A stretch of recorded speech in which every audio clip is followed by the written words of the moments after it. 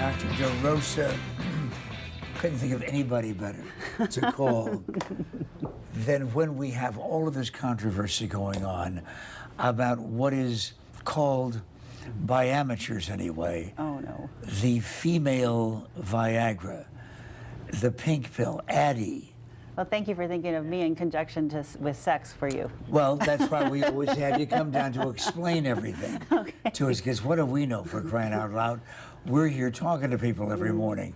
So when it comes to this, are we not talking about two totally different functions? Yes. It is very, very different. When you look at men and erectile dysfunction, it can either be low testosterone, which leads to low desire and things just not working well, or it can be circulation problems where blood just doesn't flow and they don't get adequate erections. For women, though, when we talk about sexual dysfunction, the most common disorder is what we call hypoactive sexual desire disorder. And it's really up here in the brain. It's where our brain doesn't have that innate desire to have sex. And that's usually an underlying hormonal issue such as testosterone deficiency. This drug, ADDyi, that they're giving women is an antidepressant. It doesn't fix the underlying disorder. It's just designed to increase serotonin and norepinephrine and make us a little happier. And oh, by the way, you might want to have a half of an encounter more a month, which God knows what is a half an encounter. Well, but no, well, in many cases, of course, we do understand a failed start. Half an encounter. But when you're talking about this, with men it's hydraulics, right? Most often, yes. And with women, we're talking about brain something chemistry that will enhance the psychology of it all. Correct. But maybe not very much? Now, this drug, it had very negligible effect, and what most people don't realize, it's not treating the underlying cause which primarily drives this in women, which is testosterone deficiency. Once again, for another symptom, they're giving us an antidepressant. And what people don't realize is you can't drink when you're on this medication, you can't be on birth control pills, you can't be on antibiotics or other antifungals. We drink so we want to have sex. So if you take away our drinking, why are we?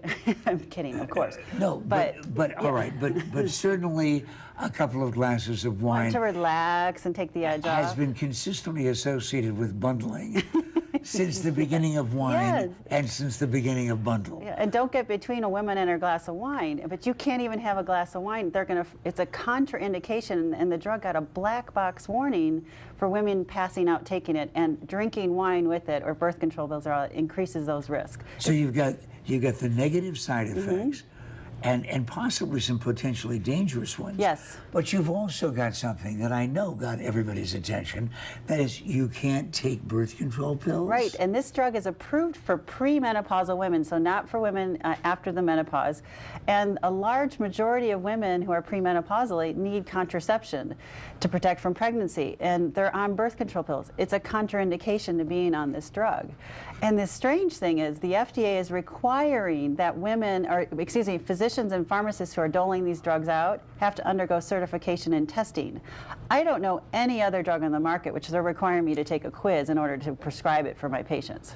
This is, I love how the FDA decided to give this drug a go-ahead. Okay, but why? But was there that kind of pressure? Yes. Because notoriously in America, testing withholds so many drugs from so many desperately needy users, when the rest of the world has been using many of these things. Absolutely. This one goes through. Well, I think they succumbed to a lot of pressure, and there was actually a lot of people on the FDA that didn't want to approve this drug. But you had political pressure, you had the gender bias being thrown out there, and I agree, it's about time the FDA finally gave us a drug for a sexual disorder where men have 20+ drugs for them. But they gave us this drug? I mean, that's the part that's so alarming. This is a dangerous drug that barely works, that we can't be drinking or have medications on with. I love how they put their hat on this one when they could have just approved a testosterone preparation, which would have been much more safe for us. All right, everybody knows the two bathtubs, right? However, it's the guy's bathtub that they're really targeting, right? Right, exactly. Is there going to be anything realistic for the lady in the bathtub? The best way to treat low sexual desire disorder in women is give them testosterone. That's what makes our desire go up in our brain. The FDA had an opportunity in 2004 to approve it, but they got so scared because of the breast cancer scare with the estrogen and the WHI, which was proven wrong ultimately, and they didn't approve it. But we've got it approved all over the rest of the world, but we can't get that for our low desire, which would treat the underlying cause, but they give us a lousy drug. They've got the right race, the wrong horse. But aren't they finding also that there are some questionable side effects to testosterone? The biggest side effect they saw was some chin hair growth. And I'll tell you what, to feel better, if you want to give me $1 million house, I'll mow my lawn. Wait just a second, please. $1 million mowing lawn.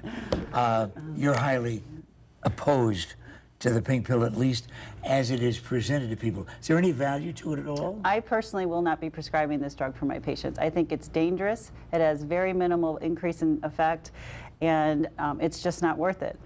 There are people right now who are saying, well, you know what, I'll take a chance on a couple. How much does it cost? Unfortunately, the drug is not on the market yet, but they're estimating that it could run anywhere from $75 to $100 for a prescription. See, I mean, I'm waiting for the good news about this, though, and I'm a guy. And you have to take this pill every single day and up to 4 to 8 weeks to see if it's even going to have effect. This isn't a one-time pill, you take it and you have sex. You've got to be on this medication for life or whatever time frame you're anticipating this. It seems to me that there's an enormous number of downsides with the pink pill and absolutely none unless you're driving with a couple of glasses of wine. Forget about drinking and driving. Dr. Angela DeRosa, this is Pat McMahon of the Morning Scramble.